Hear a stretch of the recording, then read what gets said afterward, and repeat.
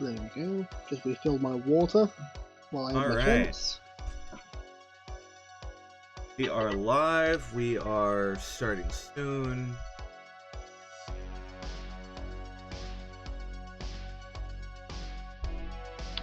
Fantastic. Pollinate my link a little bit.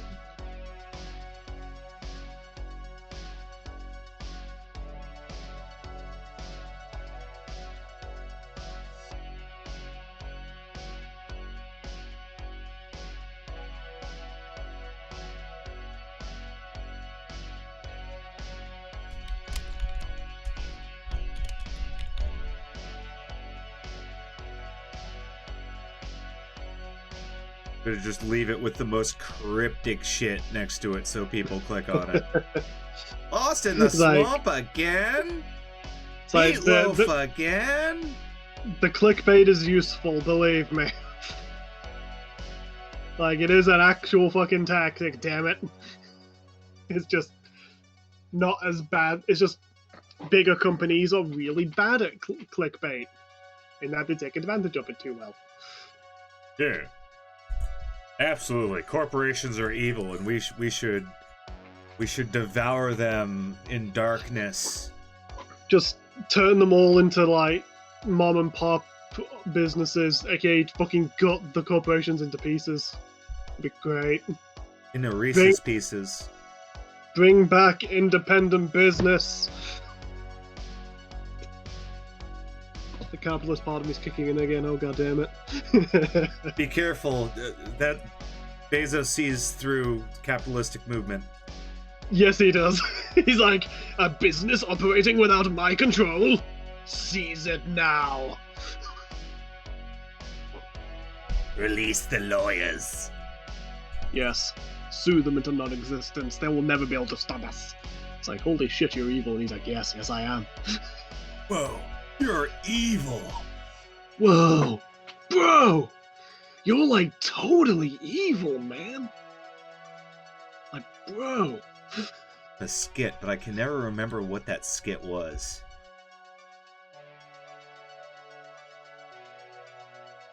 Sadly, I'll never know either.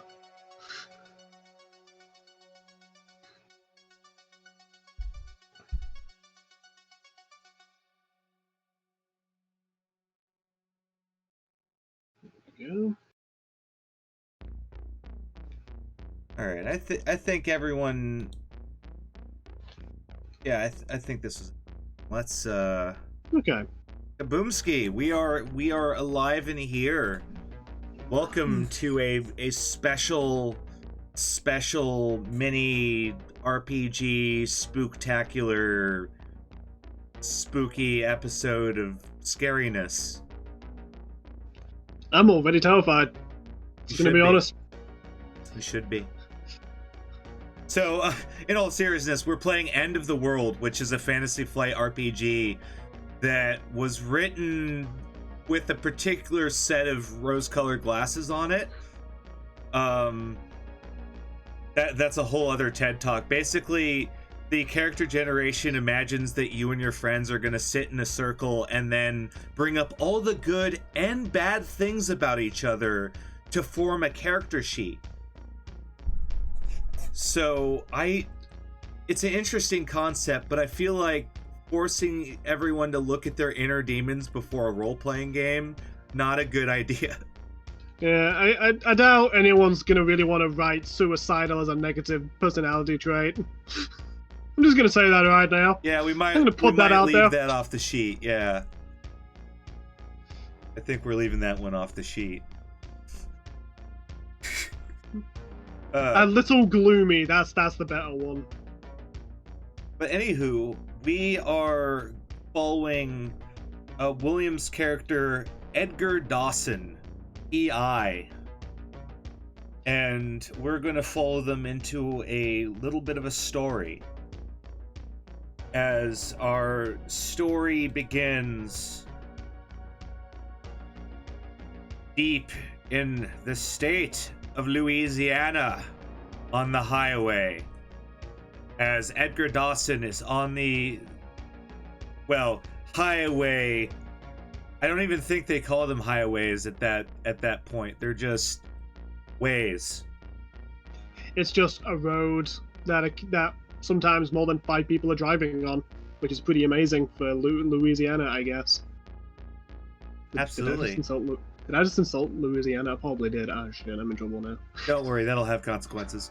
So, you're cruising down the road in your Crown Vic. Yeah, just driving. Got my hand on a cigarette. That I occasionally I get fucking get some of the crap off it, like out of the window, because fuck Mother Nature, doesn't deserve it. And heading towards, I presume, home. Far from it, unfortunately, as you are on a call, so to speak. Ugh. Mysterious circumstances have been happening in Hope Parish, a small bayou parish that it's kind of off the beaten path. In fact, you're starting to come up on the last bits of road left. And then it's all dirt road from then on in, hopefully. But oh boy, this is going to be complicated and annoying with locals that do not want to talk to you because you weren't born in that exact province. Fantastic. I know how these people operate. We're in Louisiana. They're called parishes here.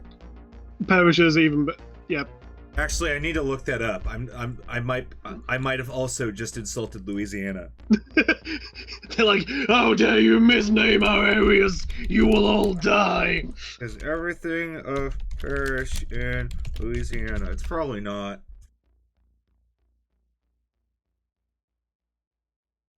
Actually, no, it has. It is. Damn. In 1807, the local legislator adopted the parish term, and it's stuck ever since. One mainstay has always been the parishes. There are 64 parishes in total. Ah, nice. So, there are probably okay, so there are counties, but there's also 64 parishes as well. Yeah. You can call them either one, essentially, and they don't mind. And for those that don't know, a parish is a small community built around a church. And Louisiana likes its religion. Let's say that. If you ain't a God-fearing Christian or Mormon, you don't exist. Probably. Anywho. Yes. Hope Parish is down the road, so they say. They kept saying that. About 100 miles back the way you came, they said that Hope County was just down the road. Yeah, just drive down the road, you can't miss it. So far, I've seen more goddamn trees and river than I have people. Yes. And, for the most part, this road doesn't really hug the bayou rivers, but this particular swing of it does. Past the tree line on your right side, about 30 feet in the distance, it turns to swamp. Yeah, all I can think of is that the paperwork for this is already incredibly much not worth it, and neither is the pay right now. This is going to be so goddamn frustrating, but oh well, I can't disobey the law. It chains me, even to this day. You know, the perfect mentality for a PI.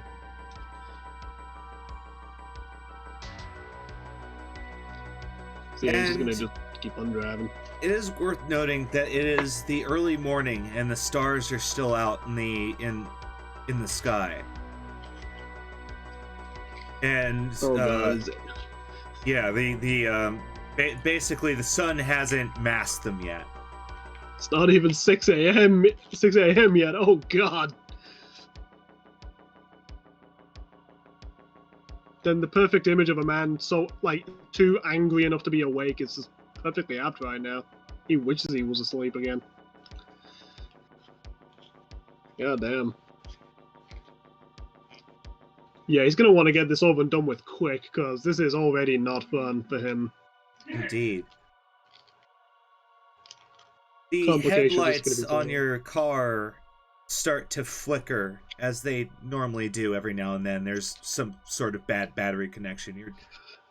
You've been putting off bringing it to the mechanic. Let's be honest. It's expensive, and the Force doesn't pay enough for rent on some days. So how the fuck can I fix the car? I just hope it doesn't break every day. You're a private detective. What Force? Look. You're completely right. God damn it. Well done, Brian. Damn it. He has a point. Or maybe he occasionally just keeps thinking he is in the police, and then he just remembers, oh wait, no, I left. Great. That could also work. He's been in everything. I was in the military, the Air Force, the police. Look, this guy had a few jobs, let's say that. Perfect PI material, he's done everything. He's even done mass murder, but we don't talk about that part of his life.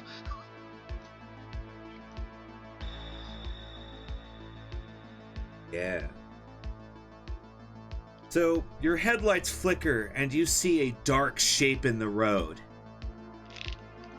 Immediately stop the car. I'm not running that fucking guy over. Fuck that.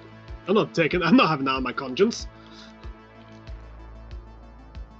You start to slow down, and the creature stares at you.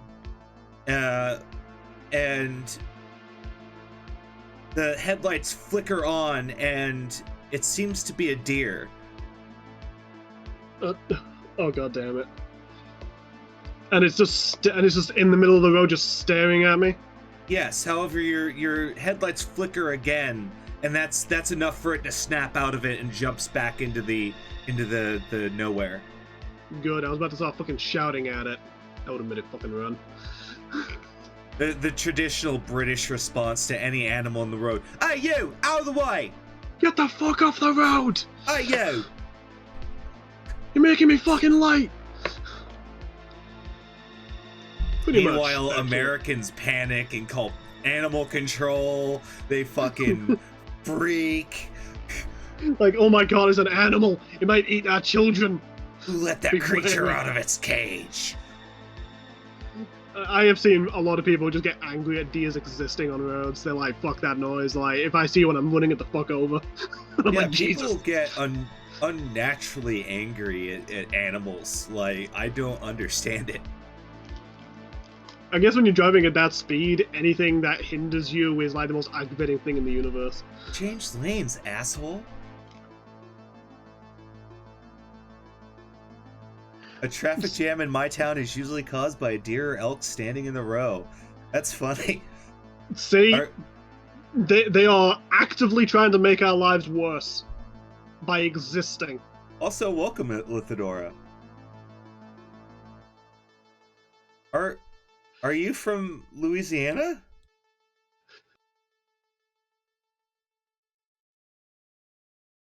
It's like if that picture looks like it's from your town, then that's hey, Crow. That's interesting. Actually, you know what? Lithidora has a point. This does kind of look like the Washington, Oregon area. Because, actually, come to think of it, this actually might be West Coast. Oh well, we're good. Just use your brain palace and pretend it's Louisiana. If I can pretend to be a good GM, you all can pretend to be in Louisiana. And I can pretend I'm English. Oh wait, no, I am English. Ah, shit. It's like, god damn it. Also, hi, Crow the Alchemist. Congrats on getting affiliate. Those are some pretty nice jump scare, cheery Modicon dealios you got going there. Very nice. Yeah, Crow just got affiliate, and I threw him a couple bits last night to see what would happen, and spooky things would like flash on the screen. Very nice indeed.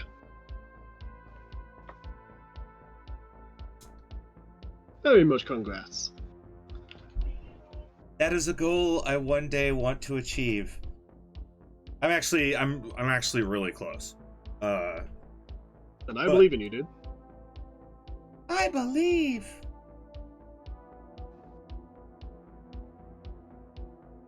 I know, right? I feel like every time I look, it's at 2.9. It's the curse. So close yet so far. It's a curse. But yeah, your car is stopped in the middle of a dark highway with flickering headlights. What do you do? Yeah, the D has finally gone away. I could finally start the car up again and get moving. This road seems to go on for eternity. I'm already angry at it. I just want to be home, relaxing, with a cigarette, and watching really shitty TV for hours. And I'm being denied that by the job. So I'm just going to keep on driving. In fact, if anything, I'm driving faster now, out of irritation. Ooh, you're okay. I'm gonna want you to roll dexterity. Just roll me your dexterity. I don't think any of your traits are really gonna come into play here. So that's 3d6? 4d6. Dexterity is 4. Yes. I think that's how that works. Yeah. A 17, a 4, 3, and a 5, and a 5. Okay, now I'm gonna roll against you. With negative dice. Okay, so here's how dice work in End of the World. Is you throw positive dice and I throw your negative dice. Actually, you're supposed to compile a pool and roll them together, but I feel like I should be rolling them. It gives you something to do. I know, right? And so negative dice cancel out your positive dice, but that's actually a good thing, because if I have any negative dice left in my pool after that phase, you gain stress. As things are accumulating and getting to you at that point. Indeed. However, you rolled higher on one of your remaining dice than I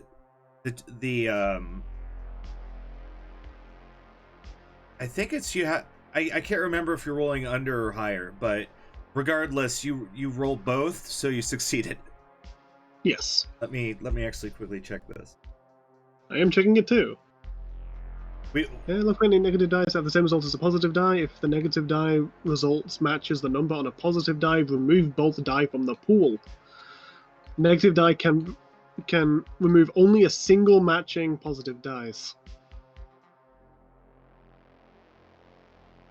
And as a result, the 5 goes away, but the 1 stays. Right.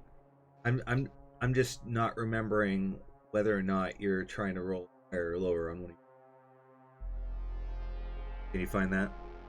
Yeah, if any of the remaining positive dice has a result that is equal or to or lower than the characteristic chosen for the test, the Bingo. task succeeds. Otherwise, the task fails. Bingo. Okay. Got it. So lower is better. Lower. Okay, low is good.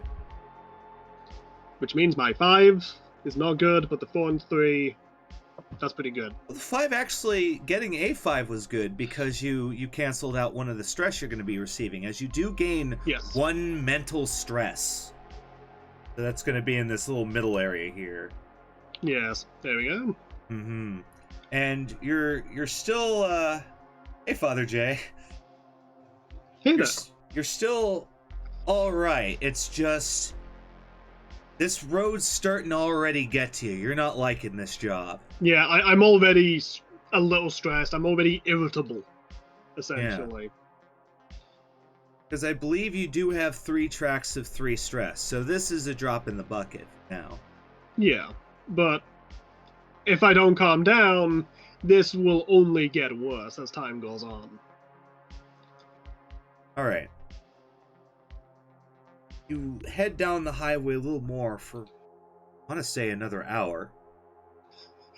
And the morning light starts to cut through the road, the mist of the road, and you see a turn, and there's a small wooden sign, almost grown over by the various weeds of the bayou, that seems to say Hope Parish, and it has an arrow.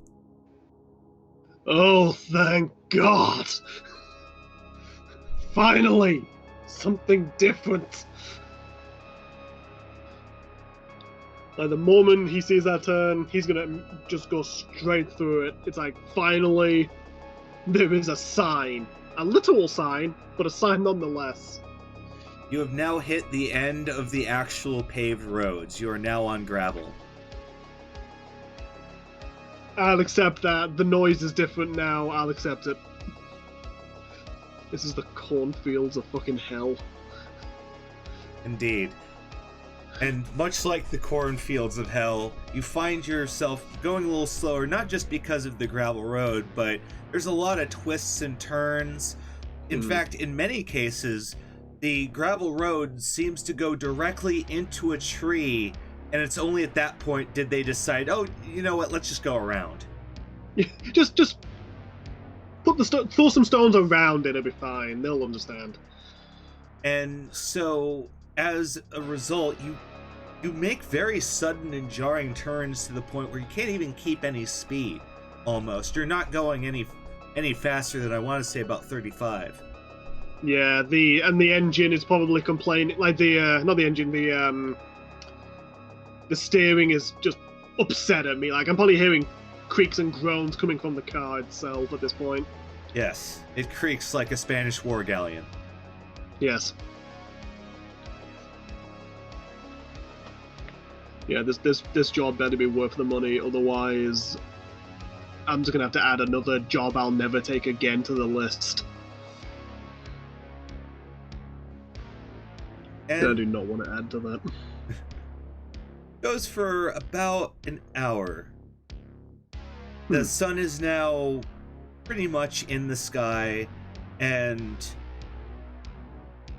there seems to be a lit way. You find yourself in a clearing now along a strong yet stagnant river. Yeah. And next to this river is a large parking area that is not really like worked, but it's finally like packed to give the illusion that it's a real like parking area. There's Nice. some shacks next to it and a large docking area with 3 piers that jut out into the swamp. And there's a local with the trucker cap that is sitting next to one of the shacks, and he's got his fishing line in the water, and he's also working on some lobster traps. Nice. So yeah, I'm gonna immediately park my car. Mm-hmm. Gonna get out of it, finish the cigarette that he's been very slowly at this point smoking, just to get the most out of it. Drops it, puts it out with his foot. This is not a man who cares for the environment. Yeah. And he's then going to walk up to this gentleman. He's scrubbing his traps, and he looks up and he sees you, and he tips up his hat and he smiles with a toothy grin, a little yellowed, but he takes care of himself. Yeah. Says, "Hi there, stranger. You out of town?" Yeah, I'm from out of town. I've been sent here on a job. Is anyone else I can? No. You're going I can, out like, talk to here? inside? Yeah. Oh man, I'm from Dustin Parish down the road. I just come here for the trapping. Oh really? Yeah. Do you know any of the locals? Oh no, we don't go to Hope Parish. They don't go to us. Ah, lovely. That's gonna be interesting. Okay. Anything you can tell me about the place? Even if it's just rumors or hearsay? They're awfully friendly with the gator folk out there. Some say that they toss people out to them every now and then, but been debunked, they say. They say. Huh. Interesting. Thank you. Unfortunately, I have to head there now. Oh boy. Well, if you really need to, there are a couple old motorboats tied to the pier. Though, I'd just turn back if I were you. Unfortunately, I have a job, and I'm not one to shy away from it. It'd ruin my reputation otherwise. But, He just chuckles and keeps cleaning his traps. He's looking at you, he's listening to you, but he's still working. And Egg is gonna go like, so I'm gonna head over there. If I never come back, oh well. I guess I got in by a gator. Hopefully I'll be delicious. But you enjoy the day now. Catch some good fish, all right? Y'all have a good day now. You hear? Yeah. I'm gonna see if one of these old boats still work. Hopefully one of them does. They're just gonna walk all the way to the motorboats. Alright, there are 3 different piers. The middle and left one have small boats that are hitched to the post, and they're just gently floating in the water. There's nothing really tied to the one on the right. Just an empty pier. Yeah. Like, once he gets close to one of the boats, he's gonna, like, first he's gonna see if he can climb in, see if it's safe to actually climb in without the wood just breaking apart. Which pier are you taking? Closest one with the boats, for the main part. Like, which will be the second? That'd be the middle one, I think, yeah. Yeah, that'd be the middle one, yeah. Yeah. Then you start walking down the middle pier, and you hear something slither in the water. Okay. What did they say about dealing with crocodiles, gators, whatever? Punch them in the nose? I think so. Oh well, fuck it. I can deal with it if the time comes. And he's just gonna walk straight to, like, one of the boats. And he's gonna check the engine of the boat. See if it's still even functioning.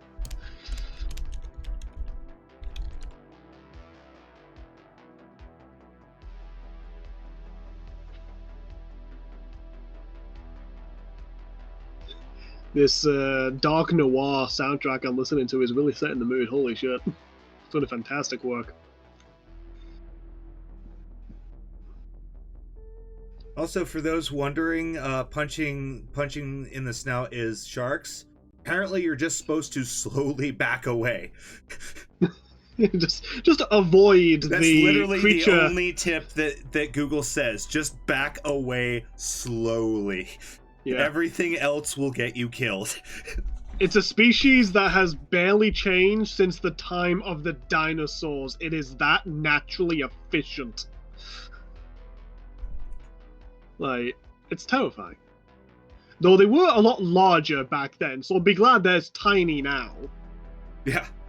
If you take something bigger than yourself as tiny. Right. But, so do you keep walking or do you stop?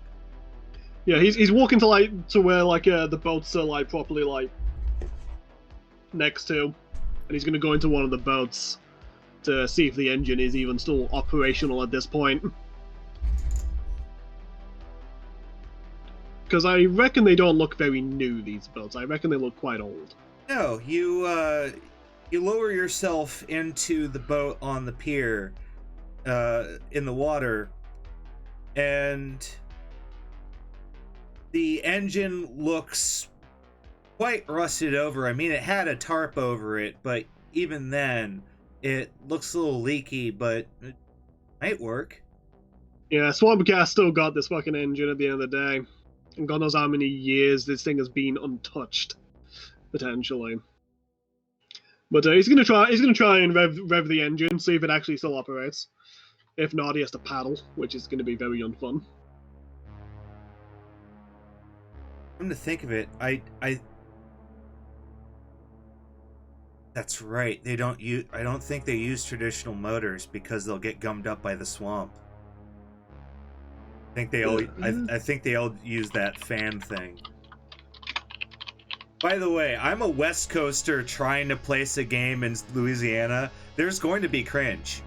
And I'm English. I am so far away from America. It's a literal ocean away, and I'm trying to act like an American PI.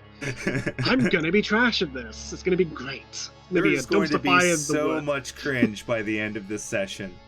Yeah, and as I'm looking for at these like swamp boat engines, all I'm seeing is like the giant propeller boats everywhere. Okay, then it has a basically it's a regular looking boat, but it's got a big old like fan harness on the back that you can sort of turn. It works, I guess. It works well enough, though I imagine the blades of this fan are like pretty rusted. The engine is just barely functional at this point. Indeed. And there's a good chance the fan will dislocate itself if it stays on long enough. Yes. Oh, also the boat is now rocking as something hits the bottom of the boat. I'm gonna very quickly start trying to drive this thing. I don't think he has any experience with boats, so this is going to be very interesting for him. He's going to try and use this thing. Alright. I want you to roll me...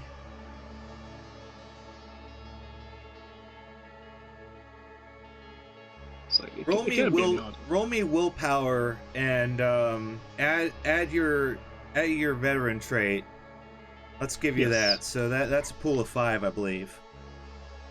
Yep.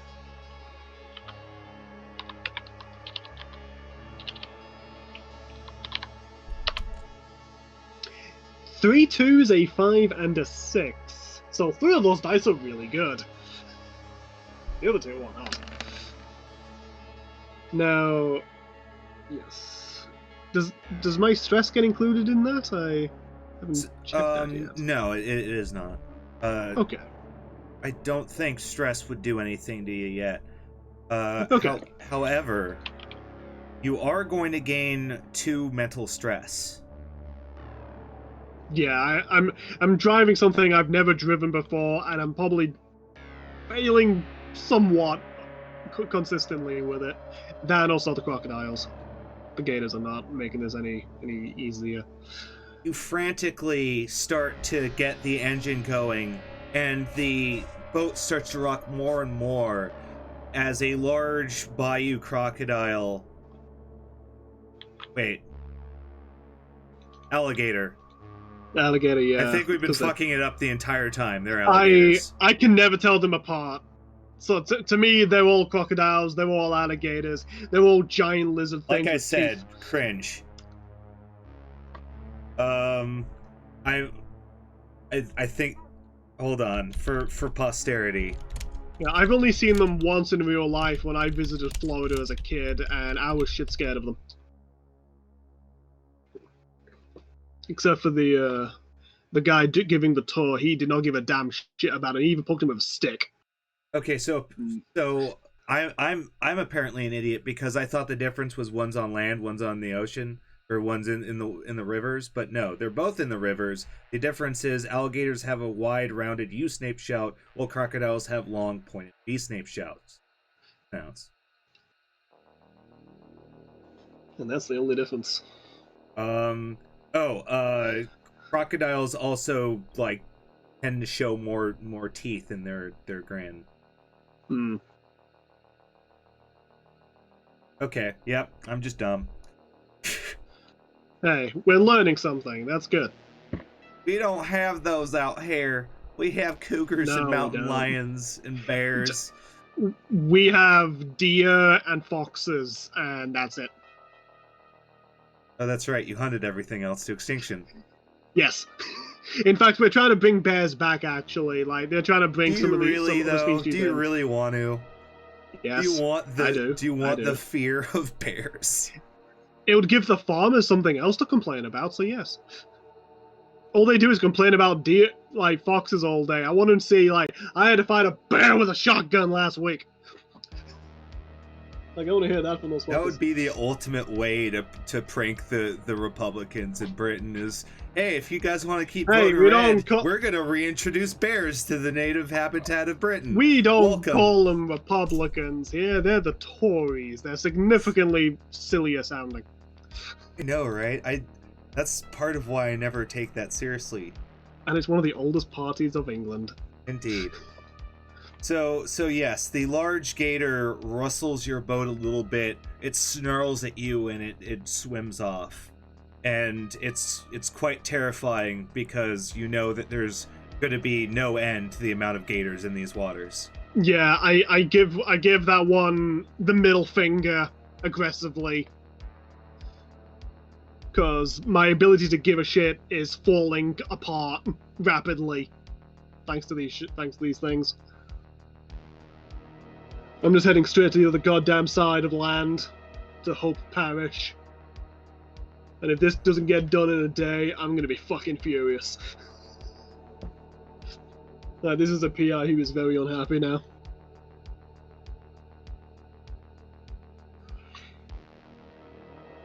But hey, at least the boat's moving. Indeed, at least the boat is moving, as you're now heading down a nice, pretty serene bayou path. I'd imagine you stay towards the middle. Yeah. And if you look to your left, you can see trees and alligators. Look to your right, you can see trees. Oh, there's some alligators. Yep, expected, unfortunately. That is also my stereotype, is the entirety of Louisiana is trees, alligators, and highway. There's occasionally a person there. Occasionally an old, person to give exposition.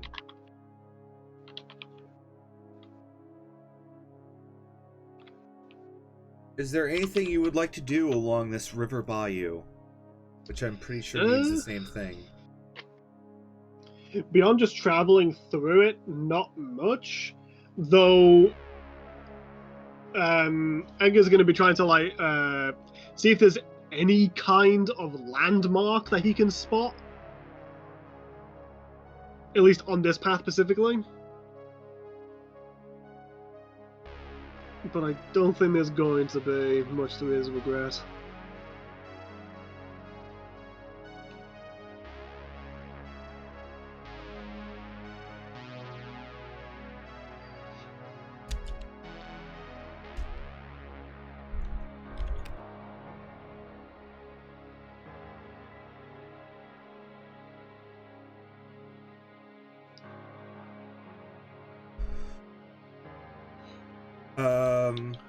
You head down the river.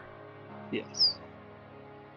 And you start to hear the growl of another boat coming your way in the direction you're going. Like he's heading towards me? Yeah. Like in front of me? Yeah. It's around the bend. You haven't quite seen it yet.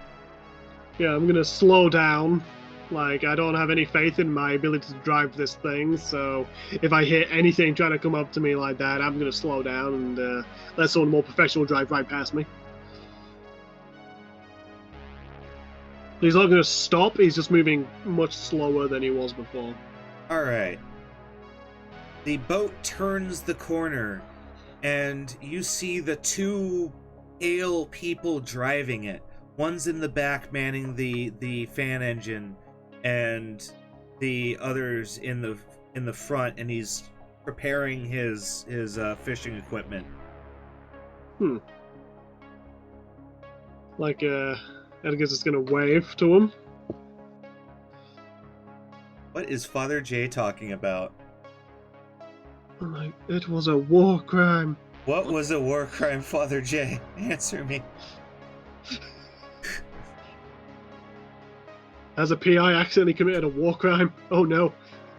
Driving slowly across in the bayou? War crime. Always has been. I'm pretty sure you committed a war crime against alligators. Also, thank you, Bofrin. Thank you very much. But yes, two pale people on a boat start coming towards you, and they sneer at you, try and ignore your existence, and they keep sailing down. Yeah, like Edgar was gonna ask if they were from Hope County, but that sneer told him that yes they were. So, like, if he goes by like the previous guy's statements, these guys are very isolationist. They do not like talking to anybody that's not them. So, if they hate you naturally, good chance they're from Hope Parish. So, fantastic. Indeed, must be heading the right direction. Yeah, I'm going the right track fantastically. So I'm going to speed up again, back to regular speed. What's regular speed to you? Like throw me a number.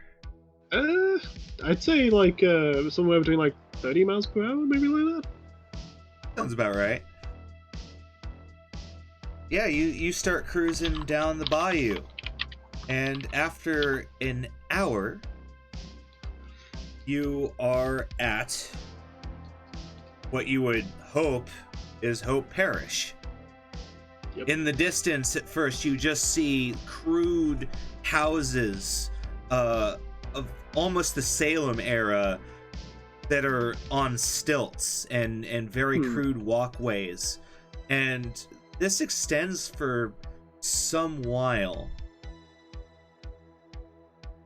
Yeah, and fantastic. You see very pale people. Oh, I think that's the wrong one. Wait, oh, that wasn't it. Oh, nope. There we go.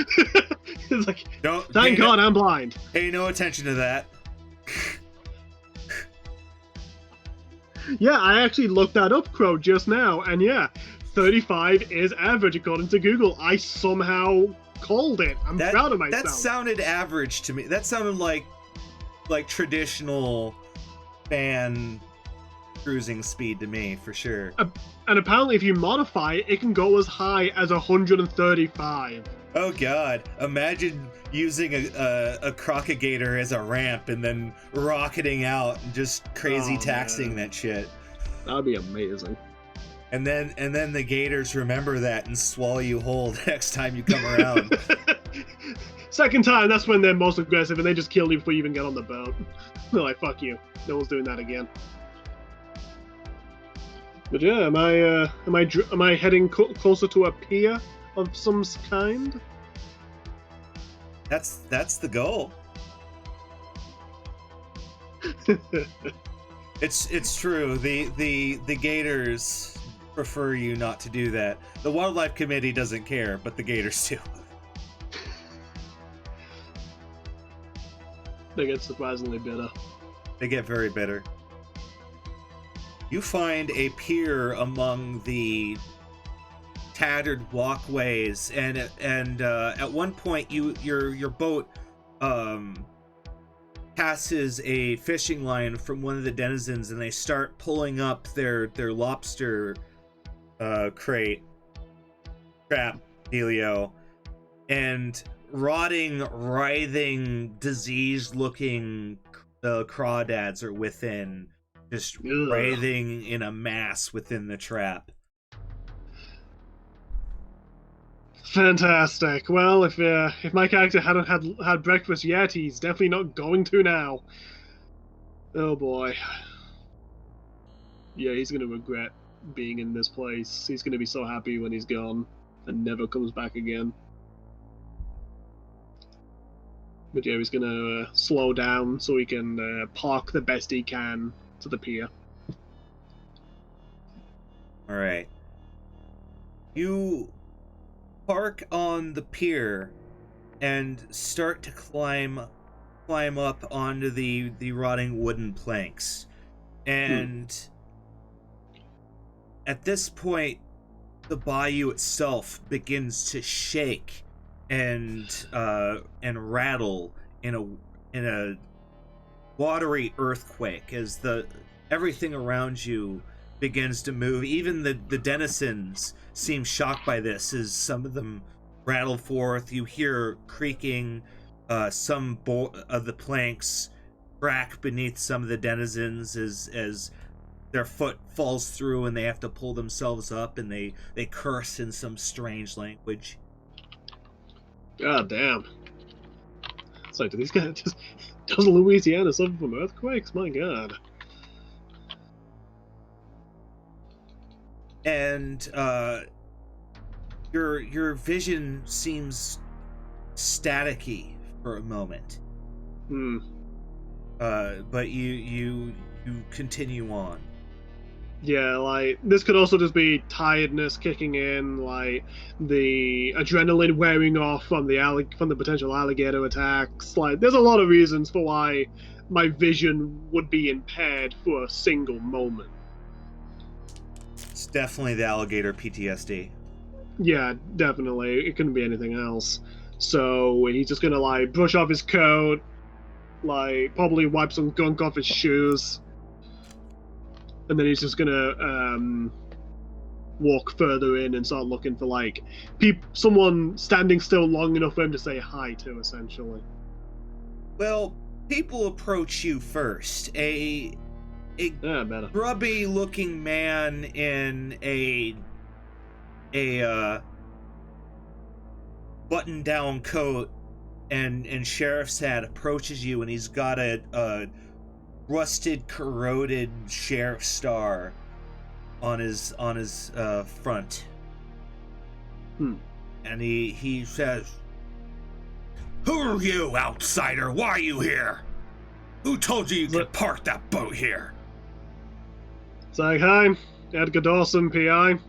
I've been sent to an investigation." He didn't send for you. Somebody did, and they gave me directions to here, so I gotta do my job. I'll make sure to obey any local customs, so don't worry. I won't be too much of a hassle for you.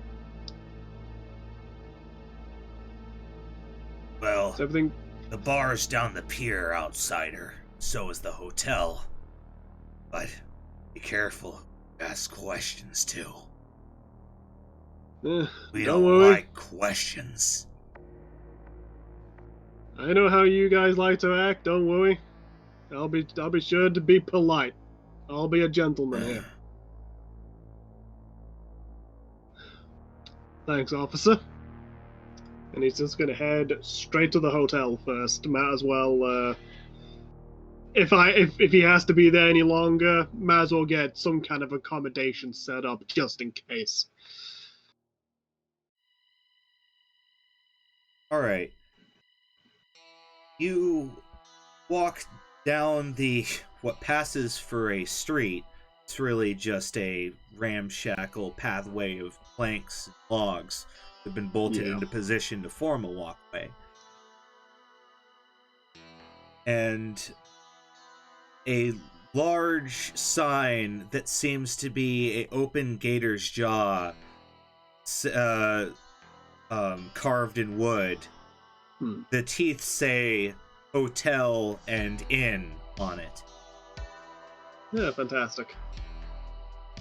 The teeth, however, are real gator teeth that have been engraved. There's more than enough alligators for them to use their teeth, so it's probably fine. He's going to just walk straight into this hotel. You walk into the rickety old, would the proper term be Puritan era? Probably. I believe that's accurate. Puritan era architecture of the inn, it opens up in a large communal area with about 5 round tables and a very large bar that extends across the room. There is also a very large portrait on the side of the room of what appears to be some kind of large sea creature, but it's hard to make out from this distance. Looks weird. Probably some local fairy tale monster, if anything. Or, I don't know, maybe some really fucked up fish. Like, everyone's heard stories of mutated fish, so, Well, you know. like I said, you can't really make it out from this distance. You'd have to go closer. Yeah. Same with the bar. The bar is adorned with all sorts of strange looking glasses and bottles that all look home blown. And you question where all of the liquors came from. Wouldn't be surprised if they're like making their own essential moonshine. But hey, swamp wine. Hey, as long as they keep it up to code, it should be drinkable. If not, liver failure is very much in my future in the next few days. Well, as we all know, an OSHA boat rolls into Hope Parish every couple of days. I mean, everything's up to code, obviously. Absolutely. It's just they just have a very unique personality trait among all of its denizens. It's perfectly normal, though. They're all okay.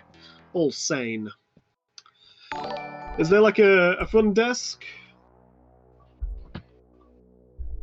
Well, there's the bar, and there's a greasy, slimy-looking bartender behind there polishing some glasses.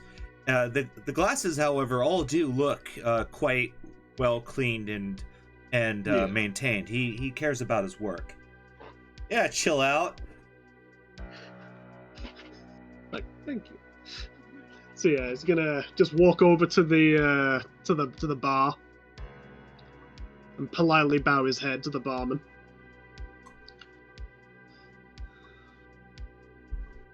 I don't recognize you, outsider. Do you want a room? Yes, I do, actually. Depending on how long I'm here, a nice bed will be quite handy. How much is it for a day or two? Well, I'll give you a room for $20 a night. Don't usually get outsiders out here. Usually it's the drunks.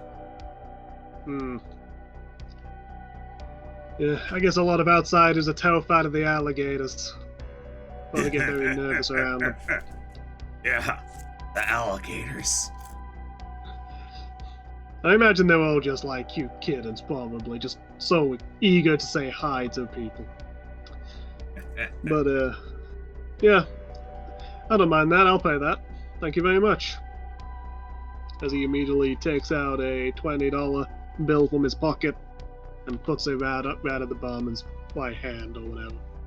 On the countertop. Alright, you exchange the money into the bartender's hand, and you feel an unnatural, slimy gelatin almost coat your hand from where your flesh touched his. Yeah. Like, he does his best to, like, not, like, have any kind of facial change, like, this is perfectly normal and fine. But the moment his hand, like... Roll me willpower. Okay, yeah, that sounds about, that sounds fine. So it's a 4, 46. Yeah. A 2, a 4, a 5, and a 4. Nice.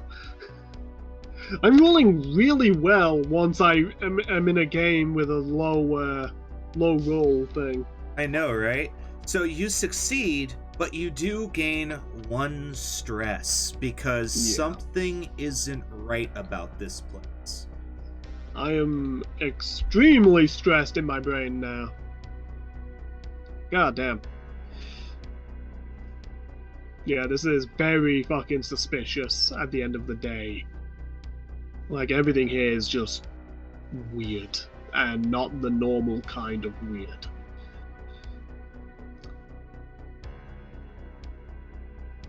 So, once he's booked the room, he's just going to, like, nod his head, thank the barman.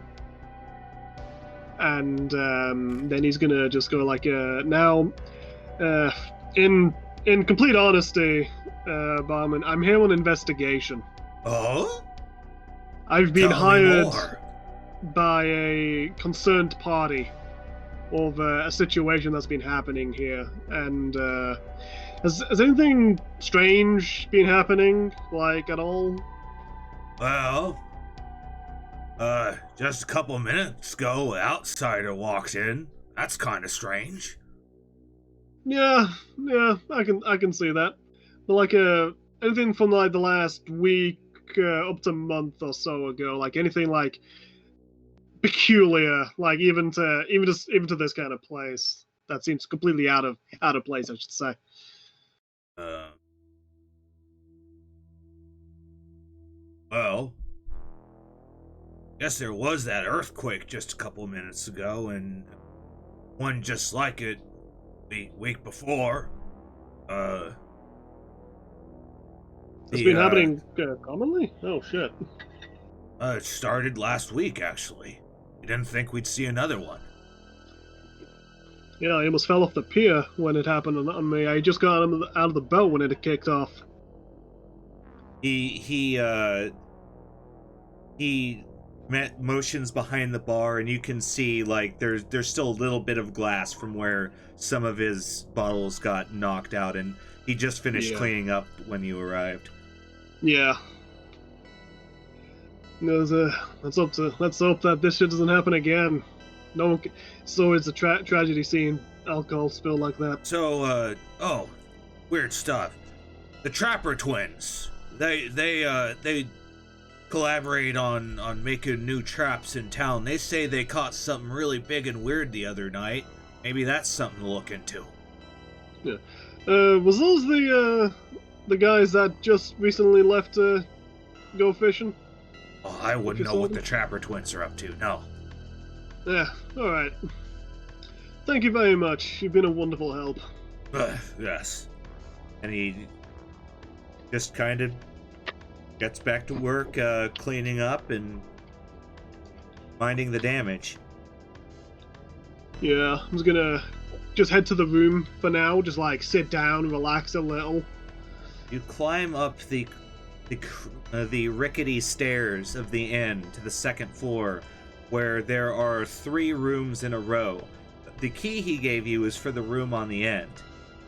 In the middle of the hallway is what appears to be some kind of small shrine. There are 2 lit candles, as well as a large portrait that can't really make it out from where you're standing. But you're gonna have to pass it. Huh. Okay. Give me one quick second. My brain's being a bit dumb. That's the fear of the unknown kicking in. Oh, it really is. Gotta ride the adrenaline. So, say again, sorry? You are in a hallway with 3 rooms, and there's also a small balcony for smoking. Yeah. That has a pretty much open rickety like door on it. It's more of just a cosmetic door than an actual door. It's there to like kind of be a door, but that's about it. And it stops the wind getting in. Also, a small like night table on the side of the hallway in the middle, and there's a portrait above it, 2 candles on the table, as well as a small offerings dish. Like, I'm actually gonna investigate that offerings dish to see like what peculiarities are in there. Like, is it money, or is it like knickknacks, or like some kind of like home crafted shit? You approach the small shrine, and you first look down at the offerings dish, which is what you were focused on at first. And inside the small dish is a stack of fish eyes that have seemingly been freshly plucked and placed in there in a small pool of blood and salt. And gazing up, you see a strange portrait that looks you in the face, and your mind starts to go blank for a second.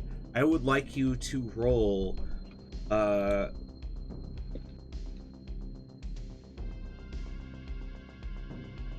roll me willpower.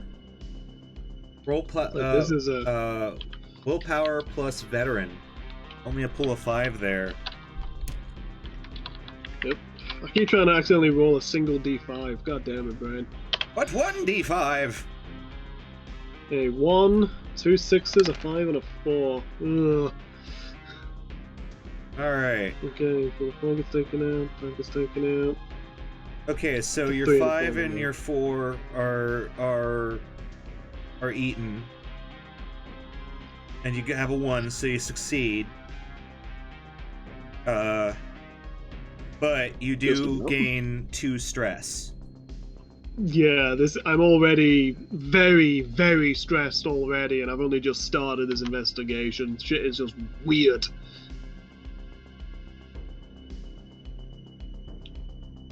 Gonna get a phobia of fish at this rate. And at this and you start to feel okay, but then it hits you. It keeps hitting you. It keeps hitting you. You see this visage in front of you. It looks at you in the portrait, and it writhes, and it gazes at you. The madness starts to set in. No. A true portrait of forever, and so beautiful, and then you blink, and it's just a portrait of an old man. And you step away from the small offering dish full of pennies.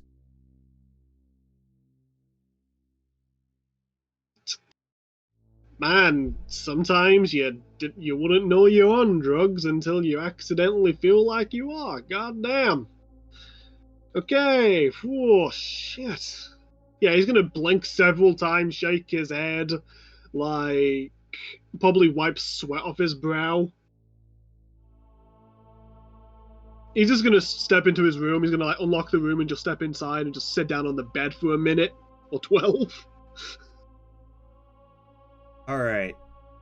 You start to coax yourself to sleep, but it doesn't come easy as the visage chases you throughout the night. It's at this point that you're able to assess your stress, as it were, and transfer it into a trauma. Yes. So my suggestion would be to lump all of that delicious new stress into a severity 2 trauma. The best kind of trauma? Yeah. As you now have a severity 2 mental trauma, touched by the stars. Yeah, this is already fucking weird, and it's only gonna get weirder from here on in.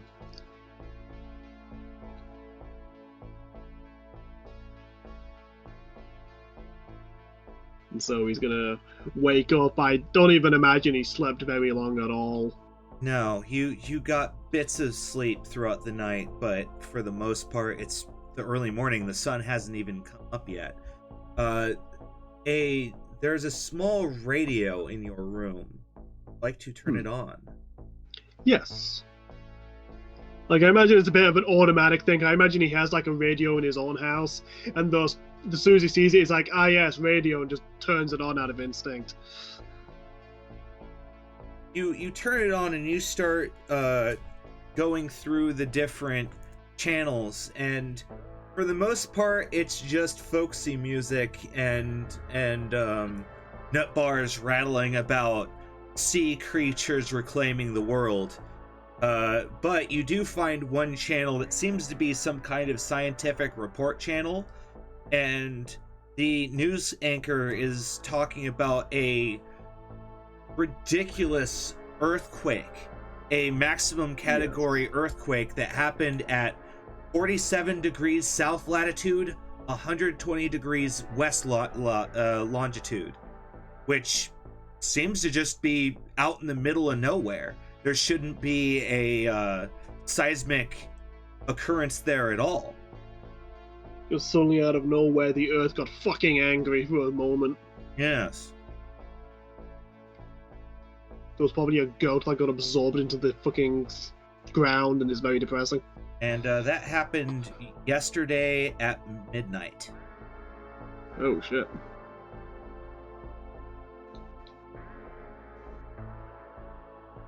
So yeah, that was pretty... Goddamn.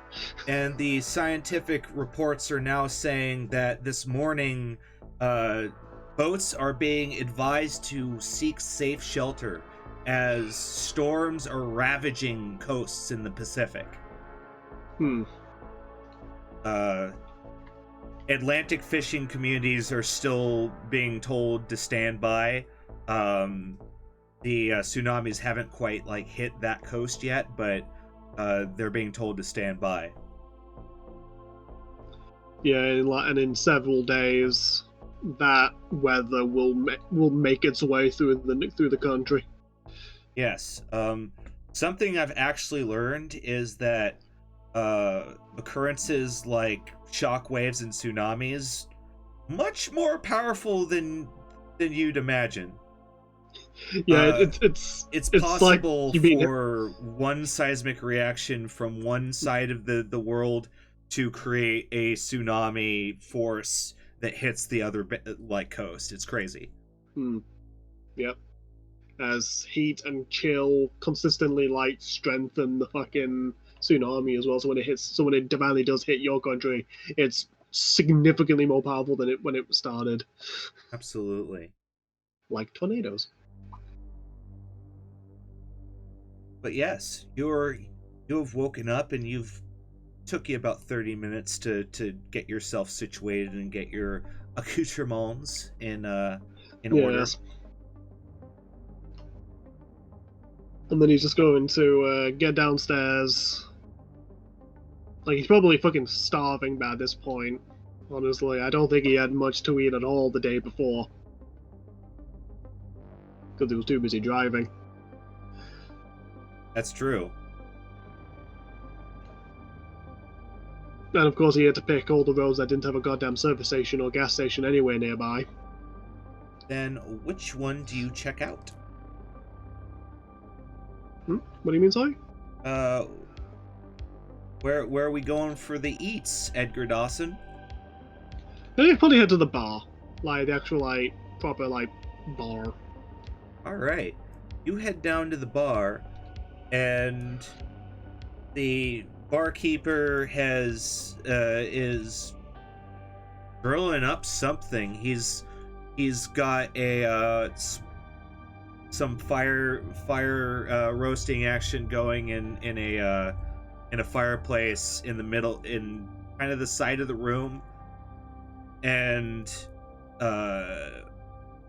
he's working on skillets, and some of the food actually doesn't look that half bad. You don't see any of the rotting crustaceans that you saw the other day. Yeah, that was probably just bait for the fish. This food's gonna be actual food, because last thing you want to do is eat something rotten and fucking die from it. You see him? He's chopping potatoes. He's chopping onions. He's got some eggs. Because you did actually see that they do have some little chicken coops and such in the town. You walked by at least one. Yeah, they're as self-reliant as they can be. Yeah. And he's just going to he's not gonna bother the guy too much. He's gonna sit down by the bar where he's working, and then he's gonna say, sorry for the interruption, you cooking? $2 a plate. You know what, I'll happily take a plate. Of course, just leave it on the bar, I'll get to it. Yep, as he puts down the $2. Then he's gonna just wait for the dinner. Actually, is there a newspaper or anything like that There's no newspaper out here, though. There are plenty of fishermen from the local community that have stopped in here. It's actually a pretty crowded house right now. Yeah, fantastic. As this seems to be one of the regular morning spots for a lot of the folks of Hope Parish. Yeah. Okay, then he's going to like just listen to the crowds. Like he's just gonna like he's not like paying attention to specific conversations, but he's getting like the gist of a few of them and seeing if there's anything that sounds particularly weird from like the fishermen, because they'll know some of the weirder shit that goes on, because fishermen tend to see things. Roll me empathy. Ooh, empathy. Am I good at that? No. No. I am. This is a man who stopped caring a long time ago. Fuck people. 6 and a 3. You start listening to the fishermen, but it's kind of just nonsense. They're talking about like pads they like on the bayou and stuff. You tune it out pretty quickly. You don't think it's useful. Yeah. Is them just talking of the job mainly? They're not really like gossiping or anything? No. Though someone does catch your eye in this particular crowd. There is a man in a black 2-piece suit that who himself happens to be African American, and he's working on a typewriter as he's got his money prepared next to it, and he's just kind of passing the time. Yeah. The soft click click tap tap of his typewriter fills the room, but it's not too intrusive. Yeah. It's more like it's blending into the background noise pretty well. Yeah. Alright. So he's like I guess he's gonna take out his notepad or whatever. Well, like how or maybe his phone. Actually, he's probably writing all those on his phone, because I imagine it's like a cheap smartphone. Actually, What time period is this actually? What's up? What time period is this actually? We actually never discussed that. This is now. This is the 2020s, the roaring 2020s. Okay, then yeah, then he has like a cheap smartphone. Then he's just like writing notes in like a little notepad application. Alrighty. Of like people he plans on like talking to at some point, and he's gonna put down the guy typing as like one of those people at some point, probably later today. All right, so you add him to your list of potential interviews. Yes. Got it. And then he's just gonna wait for his food, like pretty patiently actually, because he's fucking starving. Well, after a good 10 minutes of grilling and stirring and getting his skillets going, finally plates start getting dished out, and within a couple minutes, everyone has a hearty meal to start their day, and everyone's really quiet when they eat. It's even the typewriter's no longer going. It's just dead quiet. You hear the clacking of silverware on plates every now and then, and that's the sound. Yeah, that sounds about right. Like, eating is very important, very like you don't mess around with it. You're not there to chat, you're there to eat. So as soon as he gets his plate, he'll do the exact same thing. He's not going to talk or hum or anything like that. He's just concentrating on just getting food into stomach. Yeah. He ain't going to be rude, damn it.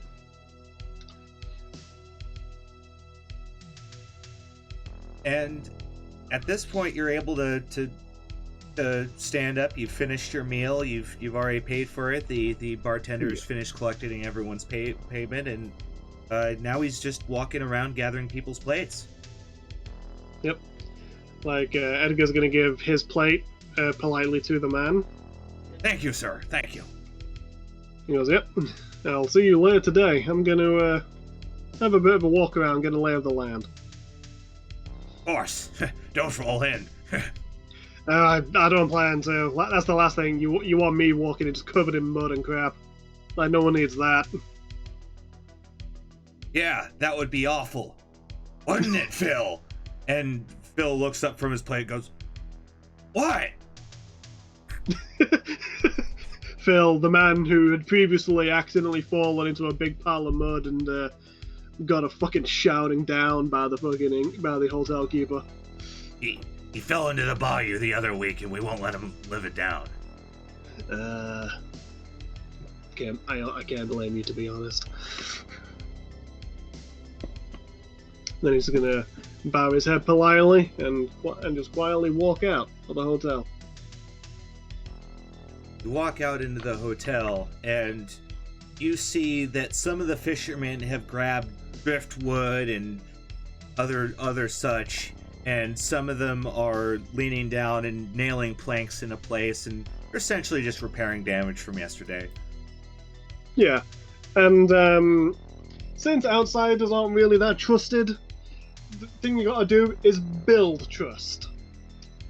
So he's actually gonna go to one of these fishermen, repairing some stuff, and he's just gonna quietly go, "Hey, is it okay if I help out with the repair work? I'm a bit of a handyman." Roll me charisma. I'm slightly better at that, okay.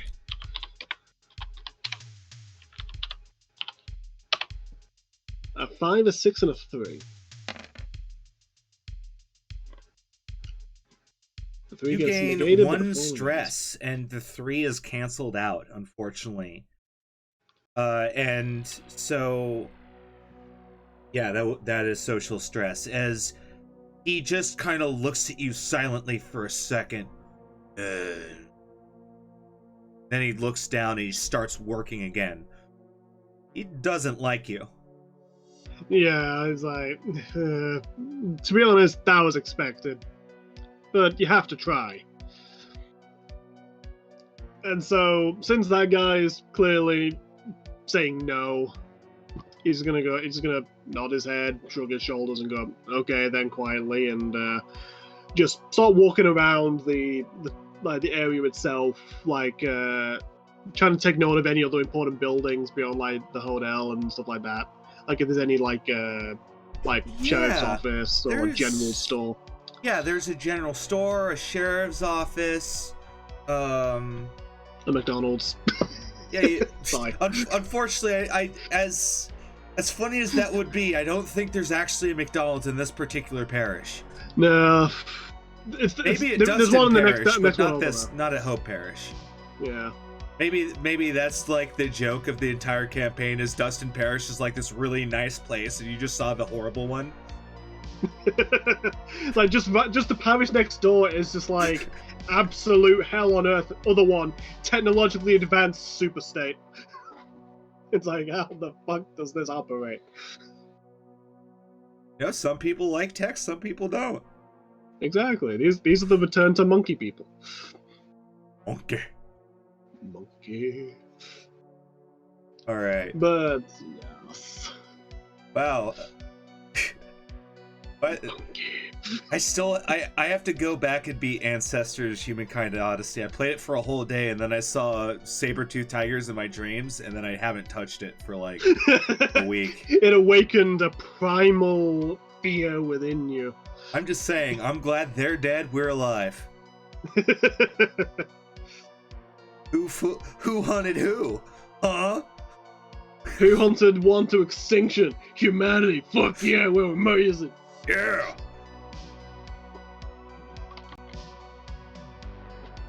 Stupid saber-tooth tigers. Existing. So if I remember, were they actually born in the same time period as humans? I don't remember. I don't think so. I think that got debunked, maybe. No, I think that's true. I think Macharidonis is actually chronistic. What was anachronistic is dinosaurs and humans. That never happened. Yes, because we were significantly after the dinosaurs. Significant time difference, yeah. That's what never happened. Saber-tooth tigers are canon. Yes. Yeah, even the BBC's like, yep, we definitely fought them once upon a time. And there was and they went extinct 12,000 years ago. Nice. And we've all learned today. Oh yeah, we fucked up those tigers. Meanwhile, there's a sheriff. Oh, that's right. I'm gonna say there's a sheriff's office, hotel. I'm just writing this at the bottom of your sheet so we remember. Yeah.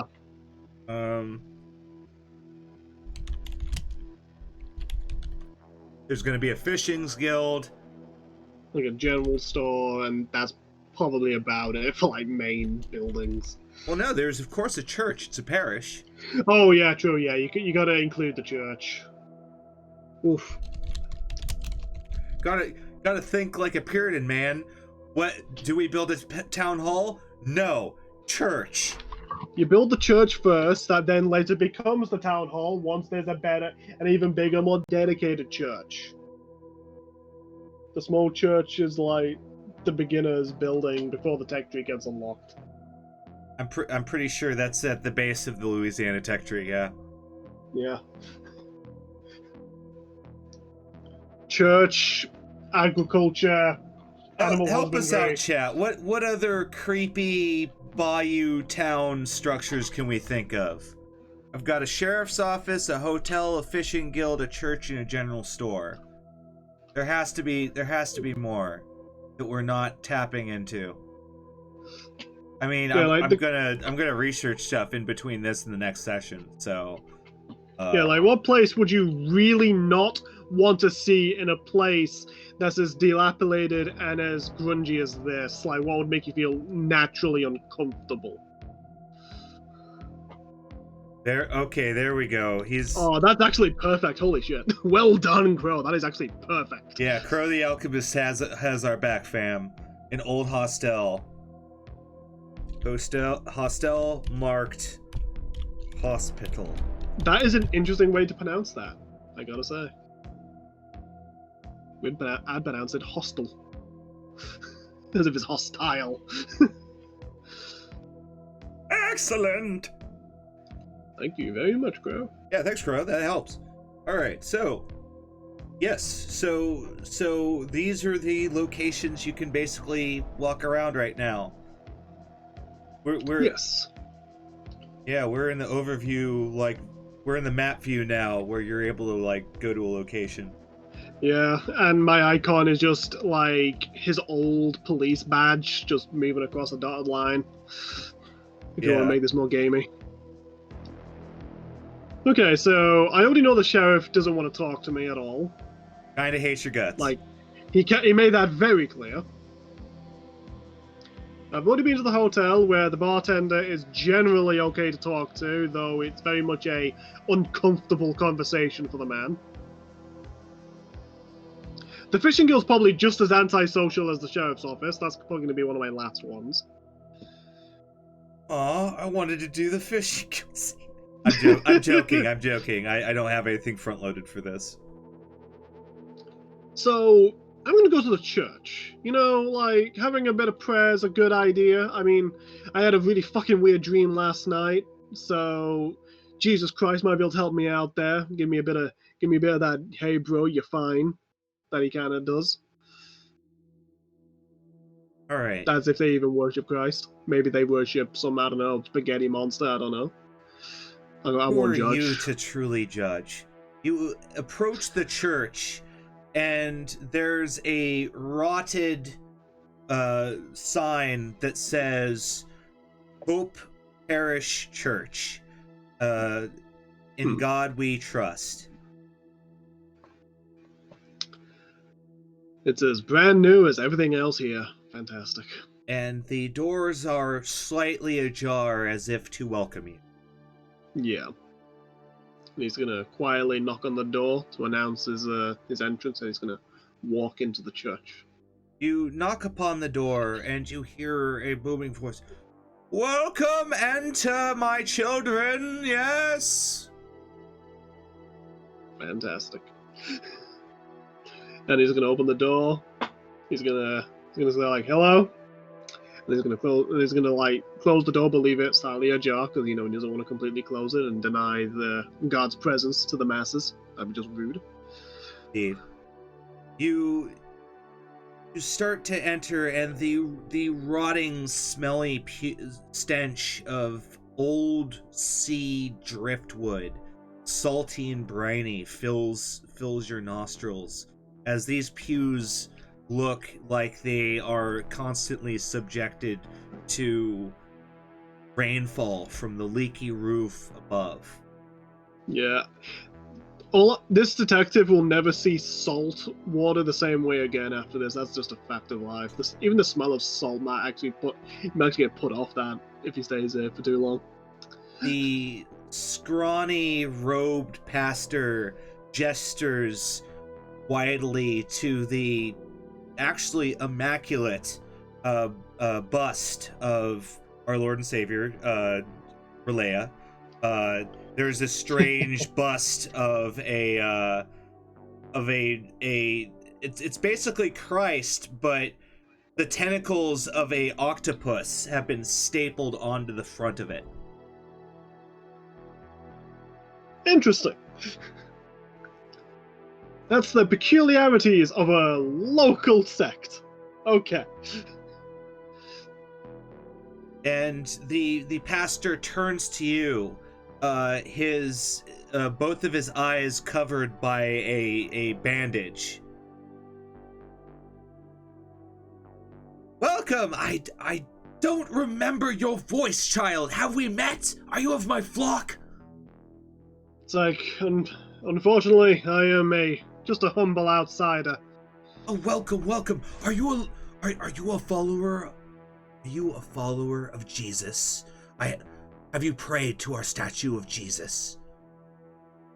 I was actually about to do that. I'm a religious man myself. Yes. Good, my child. Good. How can I help you? It's like, I'm here due to an investigation. Oh, a humble priest. What could be wrong here at Hope Parish? Due to confederality, my employer has asked me to investigate this place due to a scene that had occurred a couple weeks back, if I'm remembering correctly. Oh. Miss Maria Garci, she will be missed. Yes, I held her service the other day. She has not been found. It's tragic. Okay, do you have any news on that at all? Oh, no. I have no records for my God, for Satan has taken my sight long ago. Yeah. But I remain vigilant against the devil. Remain vigilant. Good. It's all we can be. Evil lurks everywhere if you give it the opportunity, after all. Yes. So, there we go. Just writing the name down so I don't forget it. Well, I horrifically misspelled it, but oh well.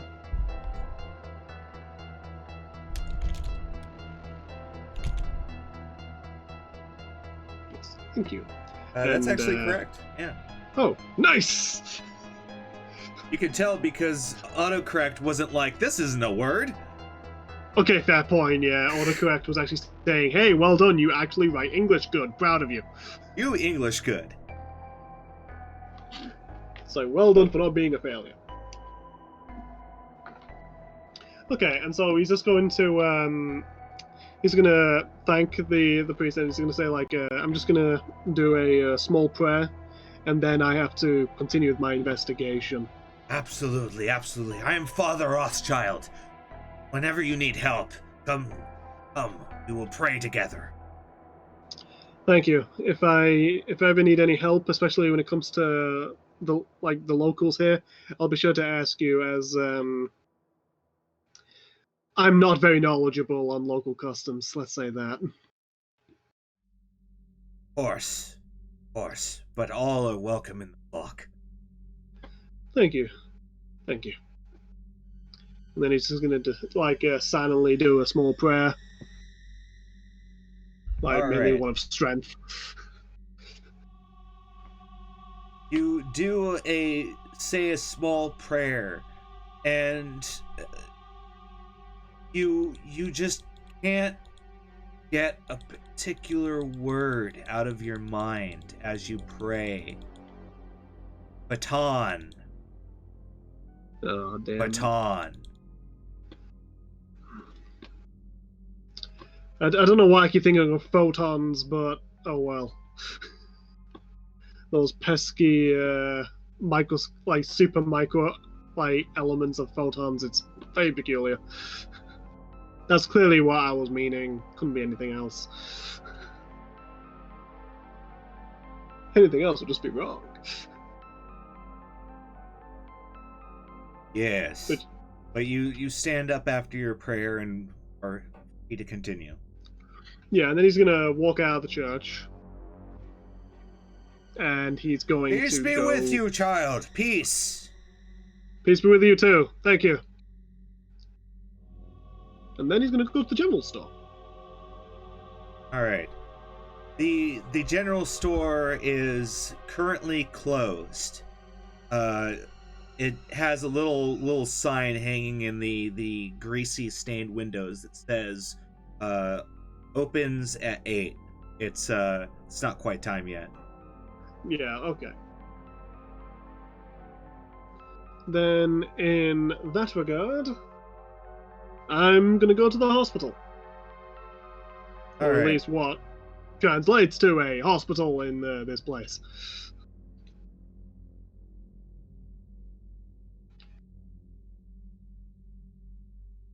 You go to the hospital as it's marked. It has a red cross painted on it, and it's really just a old shack that they've converted into a hospital. It's creaky. It's not very large. There's only room for 3 wire beds as well as the nurse's desk, and she looks up to you with her bony fingers and goes, "Yes? Yes. Are Hello, you injured?" I'm fine. I just need to ask a few questions if that's okay. Yes, come in. And he's gonna just walk in. He's gonna bow his head politely. And he goes, "Hello, I'm Edgar Dawson. I'm a private investigator." Whoa! How can I help you, detective? I'm dealing with best can I put this?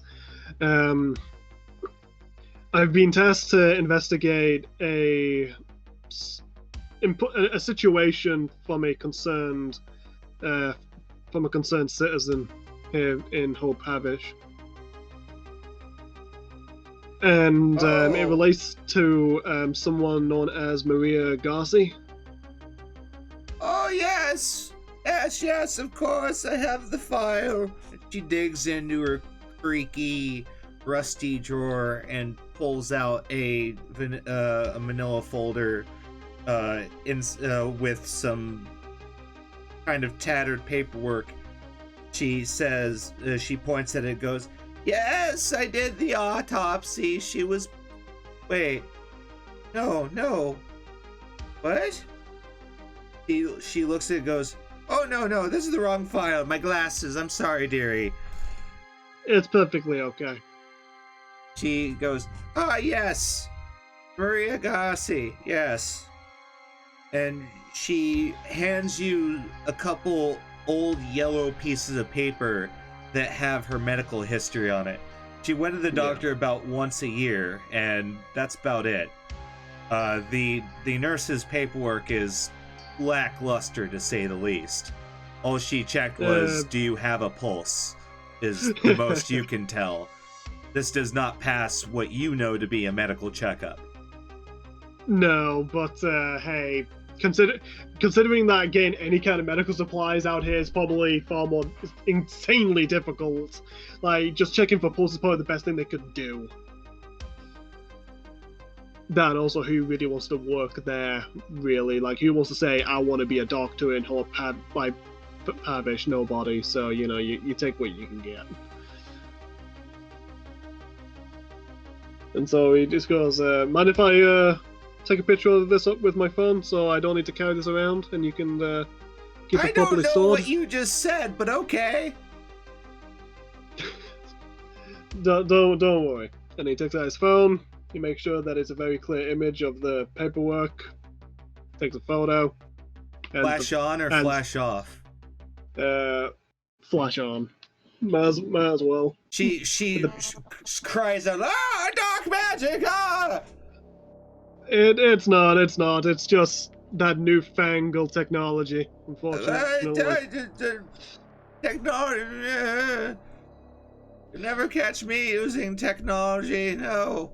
This is the woman who got scared shitless when a guy just rolls up beside saying technology, and she was shit scared for like a split moment. Like, technology! It's like, shit. But he's gonna thank the nurse, and he's gonna say like, I'm gonna get out of your hair now. You enjoy the rest of the day. Thank you. So the good news is that picture tells you where she lives in the parish. Yes. And it's at this point that you are back on the world map. Or not the world map, the parish map. What are we gonna do? Yes. I'm gonna head straight to Garcia's residence, actually. Alright. You head to the Garcia residence. It's on the other side of town. And as you do so, you see that the Gators are particularly feisty this morning, as a large group of them peruse by the undersides of the planks below you. So you just look down and you see Gators, and one of them like stops and looks up at you and opens its mouth for a little bit, and then you keep walking and it gets bored and starts swimming back along. Yeah, I ain't falling for your tricks. I ain't walking into that. It's like, I know how you fuckers operate. I've even got the best weapon for the job, a gun. That stops them fucking fast. As long as you shoot the head. If you don't, then it's gonna just keep attacking you until you die. They are actually really fucking tough creatures. Oh yeah, like there's a reason why crocodiles and alligators lasted kind of didn't really change, because what they did works. Exactly, like they've never needed to adapt to anything because the world adapts to them. They're like hippos. Yeah. In fact, they actually get their ass kicked by hippos. Fun fact, like, alligators can get fucking destroyed by hippos, which says a lot about how badass the hippo is. Oh yeah, people undercut how dangerous hippos are. But anyways, you head up to the Garcia residence after that little encounter, and it's a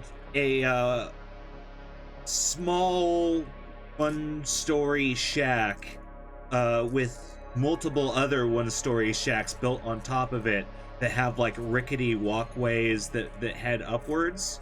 Like this is basically a very rickety tenement block almost. Yeah. And that's fine. Thankfully she lives on the bottom floor.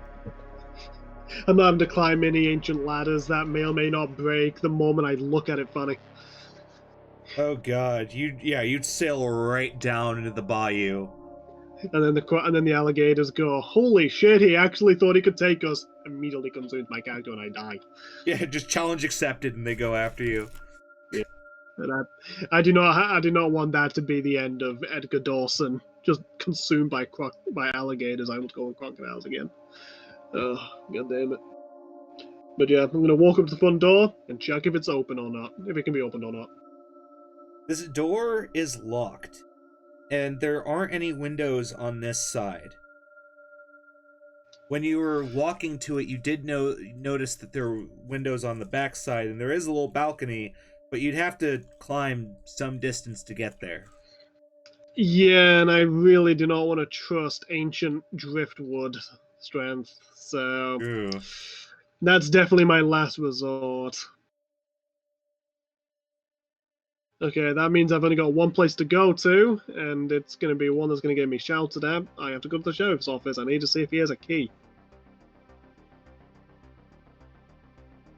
Because he is basically the closest thing to authority in this entire town I've seen so far, so... Oh, you're not going to force your way in? No, I am not going to commit crime for the sake of, like, solving crime. That's very, like, not good. I'm a good PI. I've only got mild problems with my everything. I'm not, like, completely anti-hero noir yet. We haven't hit full noir yet with Edgar Dawson. Okay. No, he hasn't got his drinking problem yet. Once he's got his drinking problem, then he is officially anti-hero, will happily commit crime to solve crime kind of guy. I must avoid the alcohol at all cost. Absolutely. As we all know, once you become an alcoholic in any kind of eldritch situation, bad things happen. Yeah, though, if I go by a lot of those stories, it makes it easier to cope with the eldritch. It's just then you've got the alcoholism to deal with. Okay. As you're walking towards the sheriff's office, you see that there are two people having a conversation, and the woman looks over to the other her neighbor basically and says, "I've been listening to the radio and they're talking about weird things coming up on the coast." And the crotchety old man looks to her and says, nonsense. There's nothing weird in the water. We've been fishing these waters for years. We'd know if there's something weird in the water." Impeccable logic there, man. Impeccable logic. But yeah, it's like Edgar's gonna just take a mental note of that. Like, people are listening to the radio. That's good. Like, they're not completely isolated, where they treat the radio as the literal Satan. It's just no one's really believing the radio, which is a big difference. And so there is definitely weird shit, and that's kind of reminding me of the picture that I saw from the downstairs of the hotel, which I didn't get a good look at, but looked kind of weird. And then there was the big obvious picture that definitely was weird, but it was just an old man, so maybe I'm just biased against old people, I'm not sure. Like, it's probably that, hopefully nothing else. Like, like, the detective's fine, he knows he's fine. Plot twist, Edgar just hates old people. he just really fucking hates old people to the point where he envisions them as eldritch abominations, so he doesn't feel bad when he punches them in the head. It's like, oh god, he's a monster. Maybe the monster was inside us all along. It is. GM. It is. Humanity is the monster. You find the sheriff's office, and it's a 2-story building. The top story seems to be like jail cells and such. Yeah. You can see the iron bars and such juxtaposing with the rotten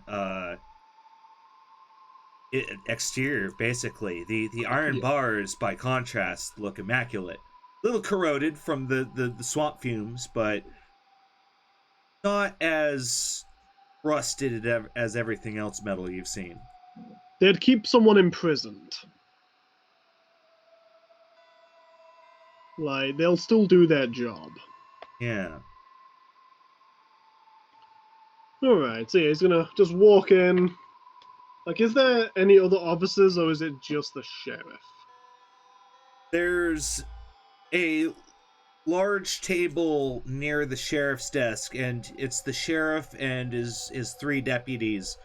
And they look up at you, and they just kind of start laughing as the sheriff stands up and goes, "I don't think you were listening. I don't like you." I know, and believe me, you got every right to hate me. Unfortunately, I am here for a job, and I do gotta perform it. So, I have to request, is it okay if I have access to the front door key of Miss Maria Garci so I can continue my investigation? Roll me charisma plus veteran. Yes. So pool of 4. Come on.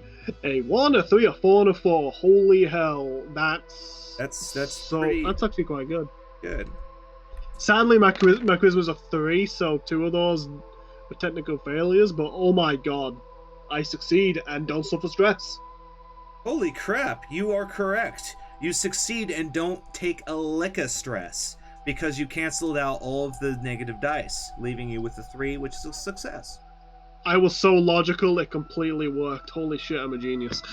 As you're used to small county folks trying to tell you that you don't have authority as a PI, you have a license and you're accredited just like anyone else. Yeah, and plus, the faster they deal with me, the faster they get rid of me. Exactly. So this is nothing new to you, as you just put up with this bullshit and you explain that I just please give me the keys so I can do my job and get out of here. Yeah, like once I'm done, I'm gone, and you'll never see me again.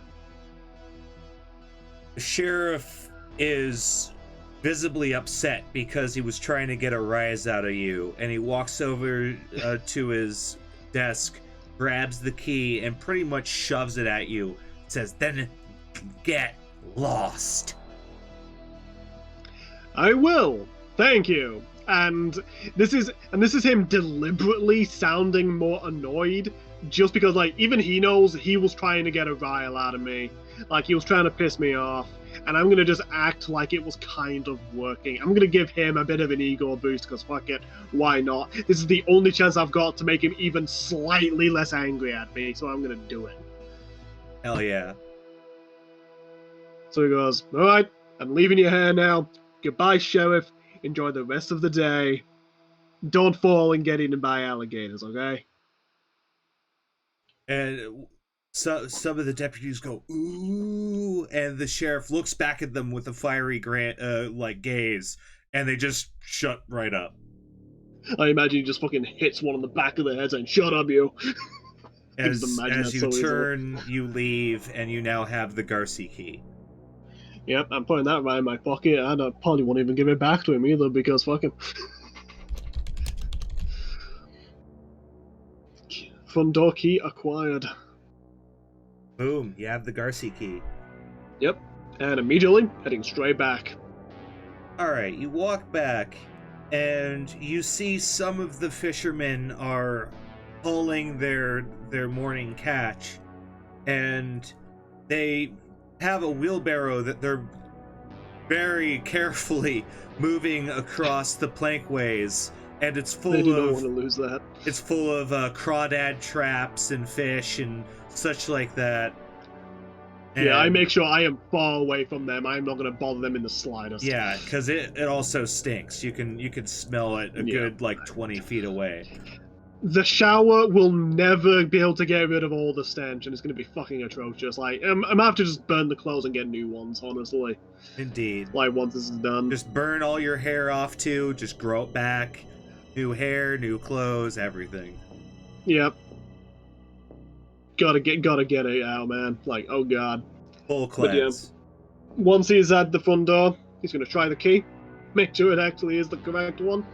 With a creak, the lock gives way, allowing you access. Oh, thank God, the guy didn't just fuck with me.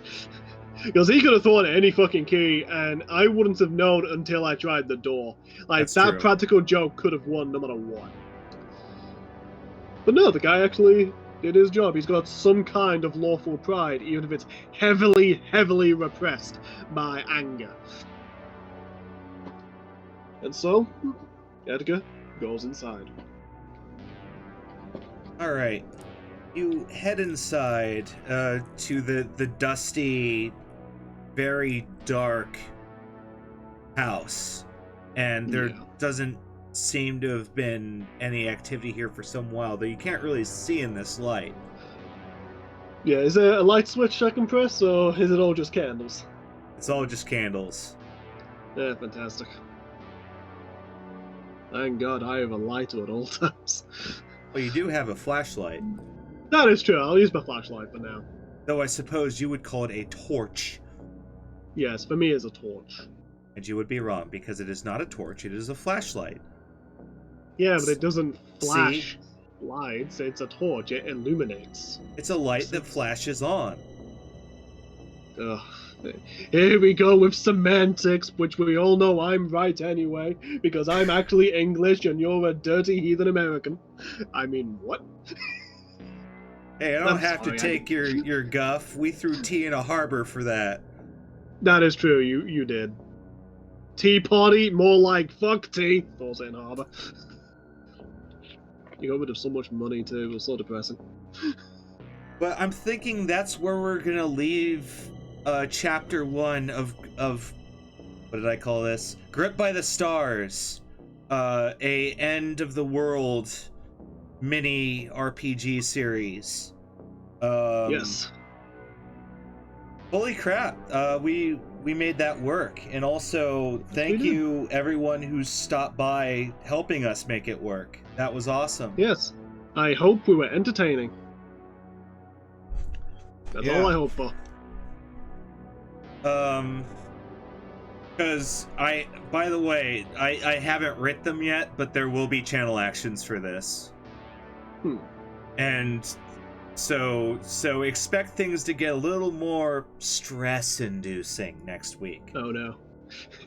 And also, Rob, you also saw the benefit of small group games today. Because you didn't have 4 to 6 people endlessly chatting to each other, and you patiently and then impatiently all the time. I feel like every 2 rolls we'd start talking about something stupid. Like yeah, the but difference guess what? between Crocodiles and Aladiles. But at the same time, more stuff happened here than most do in 2 sessions or even 3. Without the GM, like, enforcing shit to happen. Yeah. I mean, that was the general idea of doing this, is I wanted to run you through something and make some...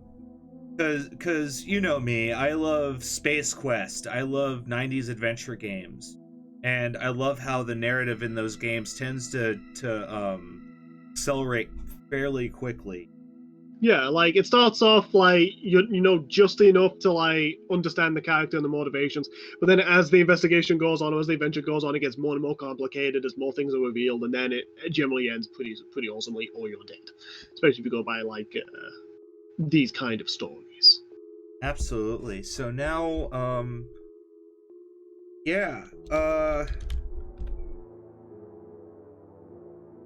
I'm just gonna look for someone to raid into. Ooh, I know who we can run into.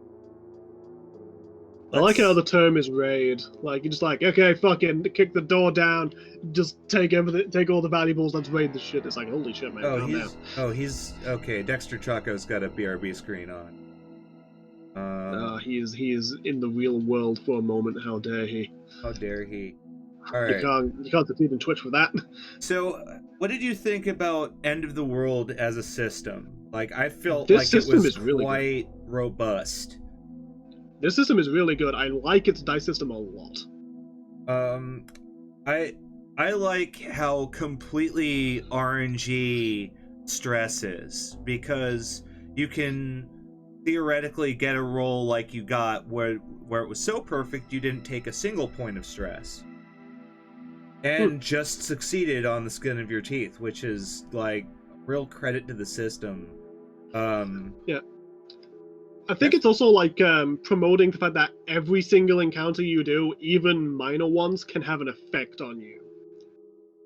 Because, for instance, like, if you're having stress in a social situation, that's because you're not always getting your way, or maybe someone is arguing with you, not like over a matter. Or in this case, like, the sheriff was not wanting to talk to me at all and was already aggressive. That's stress-inducing. no matter what, no one can go up to a guy who's that angry and walk out completely unfazed. They're going to be somewhat intimidated, or maybe even annoyed or angered themselves. Something happens to you, and the game is reflecting that, which I like. Absolutely. We're going to be rating into. I definitely agree with you, because that's. I like how this system does horror, but I feel like it's approachable, and it also does its job of getting you onto it quickly. So we're gonna jump into Dark Hole Sun. They're playing Witcher. Thank you all so much once again. Enjoy the rest of the day, everybody. All right.